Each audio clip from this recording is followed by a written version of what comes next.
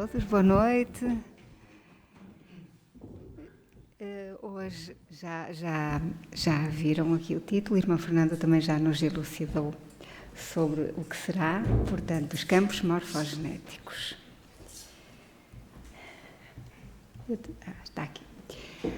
Esta teoria é uma teoria de campos científica de recente e que nos demonstra que quando temos atitudes durante um determinado tempo e que se tornam hábitos consolidados e convivemos obviamente, com amigos, com familiares, etc., tornam-se comportamentos coletivos. Isto é interessante, não é? Não é?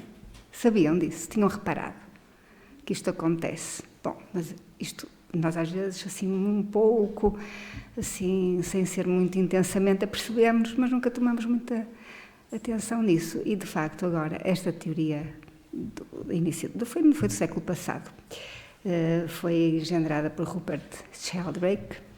Então explica-nos que estes padrões individuais tornam-se coletivos. Assim, quanto mais gente estiver envolvida nestes comportamentos, mais rapidamente acontece uma mudança num grupo. Então, nós somos influenciados pela nossa casa, pelo grupo de nossa casa, a família, pelas escolas, pelas instituições. E não só. Estas influências podem todas ser positivas ou negativas, porque todos os membros interagem neste sentido. Portanto, um campo, como nós falamos, forma-se pela repetição de hábitos dos seus participantes. Então, há uma experiência, e está num dos livros de Joana de Ângeles, que é a experiência do 100º macaco, uma investigação. Claro que não é o 100º macaco, mas é quando há uma formação de uma massa crítica com um determinado comportamento, ocorre então o que nós chamamos destes campos morfogenéticos interagindo, em ação. Então, vamos ler mais precisamente o que é que se consta a investigação. Portanto, cientistas, observadores de comportamento dos símios, que são macacos, depois da Segunda Guerra Mundial, atiraram batatas doces para macacos que viviam numa ilha do Japão. Sabem que o Japão é constituído por centenas de ilhas. Então eles resolveram engendrar esta experiência, estudam comportamentos, para ver o que é que acontecia. No início eles não comiam as batatas porque elas estavam com areia e ficavam praticamente impossíveis de ser deglutidas. Mas chegou um dia em que, aqui diz que foi um macaco uimo, mas na realidade foi uma macaca. É bom que se saiba. A sério, foi uma macaca. A ima. Então, ela lavou as batatas antes de as comer. E depois, macaquitos que estavam por ali à beira imitaram-na. E aquilo começou a ficar um hábito, porque obviamente que as batatinhas começaram a ficar muito mais saborosas e macias na boca. E então, começou a tornar-se frequente, não é? Cada vez que iam lá deixar as batatas, todos eles começaram a lavar as batatas. E verificou-se o quê? Então isto aqui é incrível. É que em ilhas separadas, portanto, em centenas delas, começaram exponencialmente, em todas as ilhas, os macacos a lavar as batatas, antes de as comer. Conheciam esta experiência? Não? Pois é muito giro, não é? Eu acho muito interessante porque, no fundo, são constantemente feitas investigações com símios, com macaquinhos, para ver como é que eles se comportam, para depois retirarem também conclusões para nós. Porque nós temos muito do nosso comportamento, tem a ver também com este comportamento de grupo. E então são feitos estudos. Pronto, então, este fantástico fenómeno de transmissão de experiências sem o contato direto aconteceu também com o homem primitivo, conosco, nos nossos primórdios, através da repetição de experiências, formando o que nós vulgarmente chamamos massa crítica. E nós mais adiante vamos ver isso, mas em que, por exemplo, na formação do medo, das emoções. Quando passamos dos instintos para as emoções, o medo que nós tínhamos do desconhecido, o medo, enfim, ao nosso entorno. E esse medo foi ficando agregado a nós, que ainda hoje está dentro do nosso medo da morte. Esses medos que nascem com todos. Não sabemos porque é que lá estão, mas vêm daí. O nosso Gustav Jung, Carl Gustav Jung, o psicólogo, chamava de inconsciente coletivo. Eu creio que alguns de nós já conhecemos, não é? Este nome, esta designação. Desculpem, vou voltar aqui atrás. O Rupert Sheldrake, então, chamou estes campos energéticos que passam informação, denominando-os então de campos morfogenéticos. É a memória da natureza, uma força imensa que é ativa e interage constantemente com outros campos, influencia então todo o coletivo. É a chamada ressonância mórfica. Os campos, depois de formados, então funcionam como uma mente maior. Lembro-se, não sei quem é que esteve aqui o mês passado, quando tivemos uma conversa sobre a construção de nós mesmos. Pouquinhos? Só a senhora que esteve? E mais alguns estiveram. Pronto, que nós falávamos no nosso pensamento, que é como se fosse uma piscina muito grande, que estivéssemos embutidos. Pronto, então isto é exatamente o que nós verificamos aqui.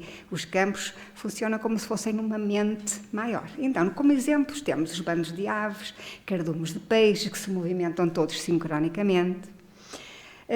Por exemplo, as crianças, em cada geração que surge, as crianças parece que nascem ensinadas, então hoje mais do que nunca, não é? Já sabem mexer nos computadores, já sabem fazer tudo. Como é que se explica isto? É pelos campos morfogenéticos. E outra coisa muito interessante, não sei se já ouviram falar em terapia de constelações familiares, em que nós, portanto, trabalhando com membros da família, para trás, para o passado, para o futuro, portanto, netos, filhos, podem ser trabalhados de forma a que determinadas problemáticas se resolvam. Já ouviram falar neste tipo de terapia, já que a Irmã Leonor também faz. E outra coisa que nós sabemos é que a Irmã Leonor tem aqui os jardins secretos, não é, Irmã Leonor? E é exatamente isto, não é?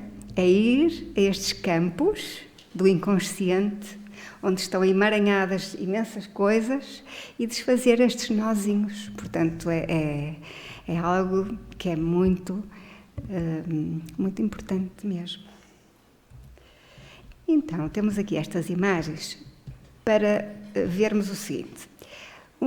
A nível de evolução, a própria Joana de Ângeles nos diz claramente que a evolução não foi só, e nós também cientificamente atualmente sabemos disso, a nossa evolução não foi apenas lenta ao longo do tempo, houve momentos abruptos de viragem, portanto houve intervenções que futuramente poderão ser vindas a ser conversadas, portanto intervenções que foram bastante significativas. E se formos a reparar, ao longo dos milénios, no início, o nosso cérebro era o cérebro só reptiliano, nós funcionávamos à base de instintos. No reino animal, quem é que nós conhecemos que são instintivos? São os répteis, as aves. Portanto, só existe aquele cérebro pequenino que está ali a cor-de-rosa, que é onde funciona o instinto. Os animais instintivos não têm amor à sua cria. Vocês vão ver, os jacarés têm nos ovos as tartarugas, os filhinhos nascem, eles nem sabem que tiveram filhos. Não é verdade? Mas os mamíferos não. O cérebro mamífero ou límbico é o intermédio. Veio mais tarde, já ali, quando está aquele indivíduo do meio, quase a chegar ali ao sapiens. Então, ali, o cérebro emocional, se vocês forem ver, o gatinho, o cãozinho, o leãozão, por aí fora, os mamíferos têm emoções. Nós, nessa altura do nosso desenvolvimento, adquirimos as emoções. E, portanto, vamos voltar ali à teoria do Rupert Sheldrake. Como é que se chama? Teoria dos campos morfogenéticos. Muito bem. Então, O que é que aconteceu? Naquela altura, lá atrás, o medo, sem saber, com os instintos, aquele medo, nós não falávamos naquela altura, já foi começando a ficar gravado nos campos e depois nesses campos vem no ADN, nas nossas células, é aí que são impressas todas as emoções, não é? Os campos são trabalhados com as emoções, com essa energia emocional. Então, vamos desenvolvendo aquele cérebrozinho reptiliano. Os filhos nascem, a pessoa nem sabe como é que os tem, nem se são filhos de quem, naquela altura. Depois, aos poucos, quando chegamos então a um desenvolvimento das emoções, já começamos a proteger a cria, já formamos aquelas cabaninhas com a família, já havia uns clãs, a agricultura começou aos pouquinhos a formatar-se um outro formato de sociedade, de família e sociedade. Até que, quando estamos no penúltimo, que é o Homo sapiens, nós podíamos quase dizer que ali que está o Adão e Eva, porque ali nasceu a linguagem naquela altura. Porquê é que se estou a falar nisto? Porque a linguagem tem a ver com o pensamento. Vocês já repararam que ninguém consegue pensar sem ser por símbolos? Nós pensamos em português, os ingleses pensam em inglês. Já repararam nisso? Não é? Quem é que consegue pensar sem ser por símbolos? Ninguém. Está relacionado. Portanto, esta evolução repentina de termos adquirido a linguagem e o pensamento simbólico. Os outros animais não têm isto. Têm emoções como nós, mas já não têm a parte racional como nós temos do pensamento lógico dedutivo. E tudo isto vai sendo adquirido no nosso dia-a-dia. Vai-se transformando em memória de grupo. Primeiro individual e depois grupal. E toda a tribo humana, vamos chamar assim, vai adquirindo características diferentes conforme o tempo vai andando. Estamos outra vez num ponto de viragem e de exigências diferentes. Porquê? Porque a própria Joana nos diz que estamos a ser convidados a passar para um momento da intuição. Além da razão, vamos ainda adquirir a intuição, que alguns de nós também já terão, já em desenvolvimento, mas depois se tornar algo mais significativo. Mas lembremos-nos do seguinte: as nossas emoções ainda estão por trabalhar e isso é fundamental no nosso livre-arbítrio, porque só conseguimos depois, ter o poder que Jesus nos disse que nós temos, quando aprendemos a controlar as emoções, que está aí abaixo do ser racional. Porque é que nós às vezes dizemos que parece um bicho, quando tem determinado tipo de emoções, não é? É porque exatamente não parou, respirou, para conseguir pensar antes de agir. Mas somos todos. Eu estou a falar, mas eu não chego aí. Estou a treinar. Ando a treinar. Portanto, ali também, simultaneamente com o cérebro, depois aquela parte cinzenta, clarinha, que é o neocórtex, é então esta parte que nos compete agora, neste tempo em que nós somos seres racionais. Nós pensamos, raciocinamos, mas ainda estamos com a parte emocional ainda muito imatura.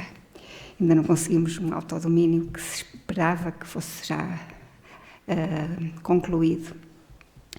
Bom, aqui embaixo temos um modelo do aparelho psíquico, ou seja, ao mesmo tempo que nos fomos desenvolvendo, ora reparem bem aqui, temos ali o ego. O ego é a figurinha que nós colocamos, que o nosso espírito coloca aqui na Terra cada vez que nós nascemos. Já vamos ver isto melhor adiante. E o self, digamos que é a nossa alma.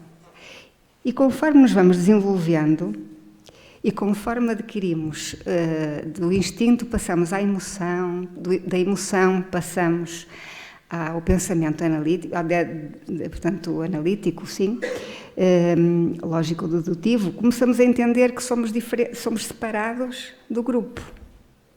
Aí está o ego, no grupo. E que na nossa humanidade de hoje, onde é que isso acontece? Na criança. A criança, por volta de um ano e meio, 2, por aí, entende que é um serzinho separado da mãe. Então o egozinho começa ali. O ego, digamos que é a figurinha que nós temos do espírito. Temos uma coleção de figurinhas lá no nosso espírito, cada vez que cá andamos, certo? Alguma dúvida até aqui? Estão a entender como é que as coisas se processam? Sim?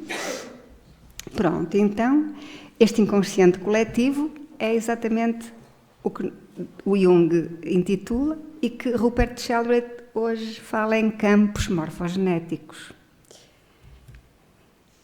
Resumindo, então, concluímos que o todo universal é a energia. Podemos perspectivar, então, os seres humanos como pequenas partículas de energia universal. De acordo? Então, de uma forma didática, nós podemos, então, falar que possuímos 3 tipos de energia básicas, diferentes manifestações. O espírito, o perispírito e o soma, ou o corpo, não é? Em que, a cada nascimento e morte, o perispírito é a ponte que traz o material que fica gravado no nosso ADN para compor a figurinha do ego que vai nascer, não é? Sabiam? Sabiam, não é?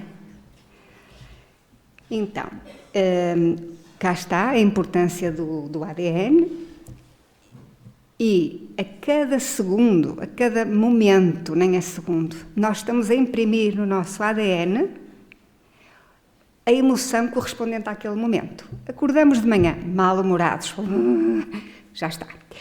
Passado um bocado, mandamos vir com o trânsito e com o vizinho do lado, que estava à frente no elevador. Por aí vai. Tudo isso, dia após dia, 24 horas, fica gravado. E depois, no final da vida, vamos ver o que é que ali está.